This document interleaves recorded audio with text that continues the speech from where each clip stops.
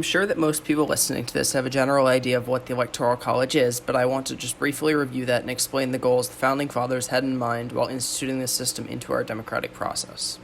The Electoral College is a body of electors selected as representatives for that state's electoral votes. They meet once every 4 years after the national presidential election to cast their state's votes for at the convention for the President of the United States.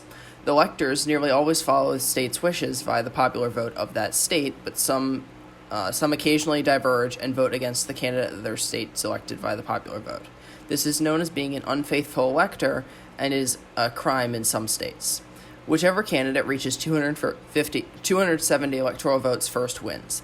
If no candidate reaches 270 total electoral votes, then the House chooses the president via a vote, and the Senate chooses the vice president. In this event, all states only get one vote between them to prevent populous states from dominating. The goal of this the Electoral College is to prevent tyranny of the masses, which is often cited as a problem with pure democracy. It was designed to give a voice to less populous states. These images you see on the screen now is the evolution of the electoral map over the course of our country's history. Arguably, the largest modern argument in favor of the Electoral College is that it secures greater representation for smaller states or more sparsely populated areas, which otherwise could largely be ignored in the election. Many large geographic parts of the country are sparsely populated. With the Electoral College, candidates for presidency won't simply favor the densely populated areas when campaigning or governing. In order to achieve candidacy, they must also appeal to these areas. This ensures that the elected president is supported as geographically broadly as possible throughout the country. For example, without the Electoral College, voters in densely packed cities such as LA or New York, which tend to be quite liberal, could potentially have as much voting power as the entirety of people in some less populated states, such as Wyoming or South Dakota.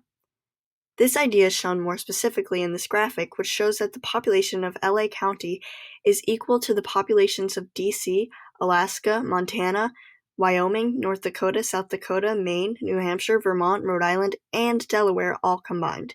So, with the Electoral College, it can be ensured that voters from these dense enclaves of the country won't have complete voting power over the rest of the country.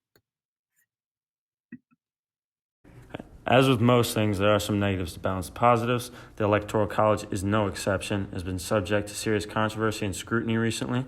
Many view it as a biased, obsolete tool to preserve states' rights. Further, the Electoral College has changed candidates' focus during their respective campaigns.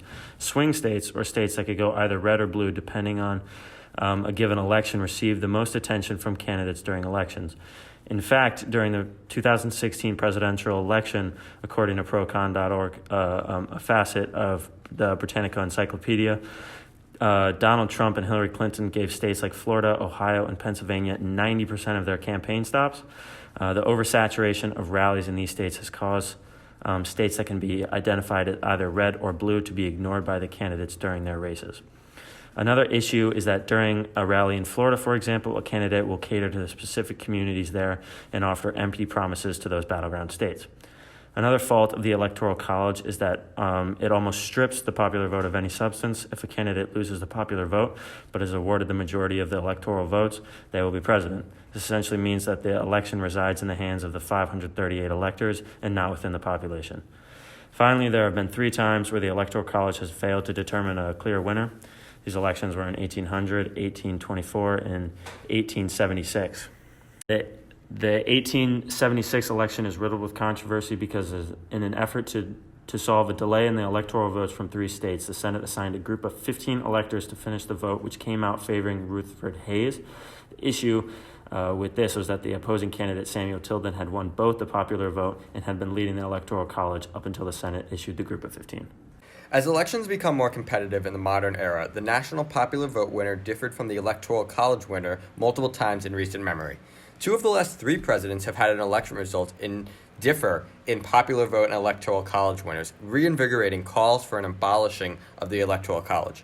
These calls, however, are nothing new. According to our National Archives, following the 1968 election, the 91st Congress came close to abolishing the electoral system in favor for a national popular vote, but congressional gridlock forbade this from being finalized. Now, post 2016, following an election where the winner, Donald Trump, received 2 million fewer votes than the popular election than the runner-up, Hillary Clinton, the calls for change are louder than ever. A recent op-ed in The Hill calls for just this. Author Dan Glickman complains the Electoral College has failed to push parties to form broad coalitions. This plan, however, is politically next to impossible, given the Electoral College is prescribed in Article 2, Section 1 of the Constitution, meaning any official changes to the require constitutional amendment. However, an alternative is available and in the form of the MPVIC.